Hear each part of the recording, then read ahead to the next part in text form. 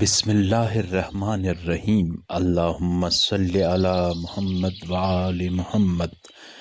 عظیم اور دائمی رحمتوں والے خدا کے نام سے۔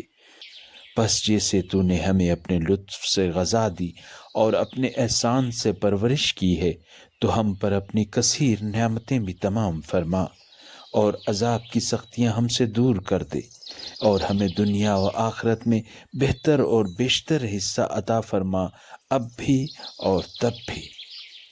اے اللہ، تیرے لیے حمد ہے تیری بہترین آزمائش اور کثیر نعمتوں پر، ایسی حمد جو تیری رضا کے موافق ہو اور تیرے عظیم احسان و بخشش کو حاصل کرے۔